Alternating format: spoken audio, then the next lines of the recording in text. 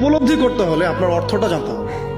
অর্থ জানলে পরে আপনি দেখবেন আল্লাহকে আপনি চাক্ষুর সামনে পাচ্ছেন ইনশাআল্লাহ তাআলা। আপনি হতাশ হয়েছেন, হতাশা দূর করার জন্য সূরা আছে কোরআন। বিপদে পড়েছেন, বিপদ দূর করার সূরা আছে কোরআনে। আপনার রিজিকের সমস্যা কাটানোর সূরা কোরআনে আছে। কোনো হাজতের প্রয়োজন, সূরা ইয়াসিন, হাজতের সূরা চলে আসে। অসুস্থ হয়েছেন, শেফার সূরা কোরআনে আছে। বা কাউকে জিন টোনা করা হয়েছে, বানটোনা করা হয়েছে, ওর শেফাও কোরআনে আছে।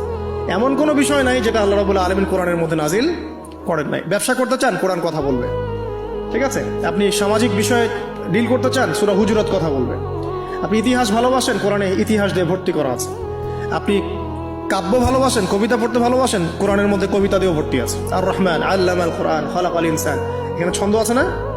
প্রত্যেকটা ছন্দ। ওয়ান নাজমি ইযা হাওয়া মা দাল্লা সাহিবুকুম ওয়া মা গাওয়া ওয়া মা ইয়ানতিকু আনিল হাওয়া, ছন্দ আছে না? আপনি উপন্যাস ভালোবাসেন, কোরআনে অনেক উপন্যাস আছে। পড়াই যা চান তাই পাবেন কোরআনে। এক কথায় আপনি আল্লাহকে পাবেন কোরআনের মধ্য দিয়ে।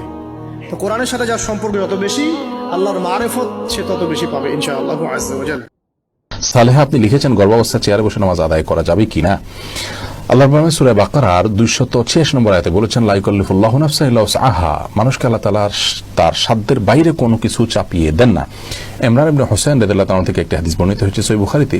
তিনি একবার নবী সাল্লাল্লাহু আলাইহি ওয়াসাল্লামের কাছে বলেছেন, ইয়া রাসূলুল্লাহ, আমি এমন একটা রোগে আক্রান্ত যে রোগটা আমরা যেটাকে একশিরা বা যেটাকে আপনার পাইলস বা এই জাতীয় অ্যানাল ফিসার জাতীয় রোগ বলতে পারি, এরকম একটা রোগের কথা তিনি বললেন। তখন নবী করিম সাল্লাল্লাহু আলাইহি সাল্লাম তাকে বললেন, তিনি বললেন যে অবস্থা আমার সালাত পড়তে কষ্ট হয়। তখন তিনি বলেছেন, তুমি দাঁড়িয়ে সালাত আদায় করো যদি পারো, আর যদি না পারো তাহলে বসে পড়বে, আর না হলে তুমি কাত হয়ে বা শুয়ে পড়বে।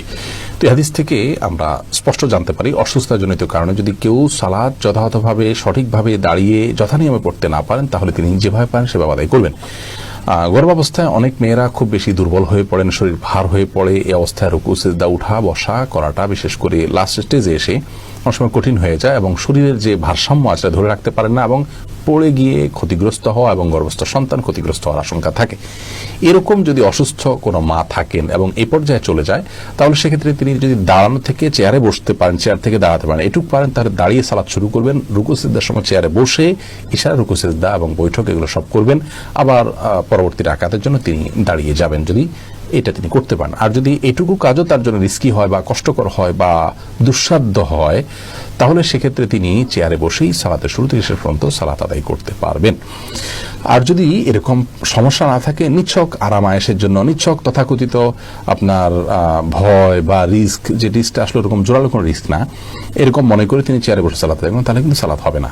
তার অবস্থাটা কতটা আপনার নিরুপায়ের অবস্থা সেটা আগে বের করতে হবে। যদি তিনি সত্যি নিরুপায় হন এবং রিস্কটা প্রবল থাকে উঠা বসা করে সালাত যথাযথভাবে করতে গেলে, তাহলে সেক্ষেত্রে অবশ্যই তার জন্য বসে সালাত আদায় করার সুযোগ আছে চেয়ারে। হলো পানি পান করার সময় বাম হাতে গ্লাস ধরে ডান হাতে লাগিয়ে পানি পান করা যাবে কিনা এবং পানি পান করার সঠিক নিয়ম জানতে চাই। ভাইরা আমার, আমরা অনেকেই পানি পান করার সময় দেখা যায় খেতে গিয়ে আমাদের ডান হাতে অনেক কিছু লেগে যায়, খাবার টাবার, ভাত তরকারি, তখন আমরা বাম হাতে বোতলটা নিয়ে আপনার গ্লাসটা নিয়ে ডান হাতে এরকম করে লাগায় পানি পান করি।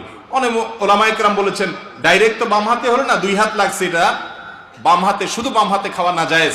নবী সাল্লাল্লাহু আলাইহি সাল্লাম এক ব্যক্তিকে বলেছেন, কুল বিয়ামিনিকা, তুমি ডান দিক থেকে খাও, ডান হাতে খাও। বাম হাতে খাওয়া এটা সুন্নাহর খেলাফ কাজ। তো এই জন্য দুই হাত তো লাগাইছেন আপনি, ডাইরেক্ট বাম হাত হয় না, অনেক এটা জায়েজ বলেন।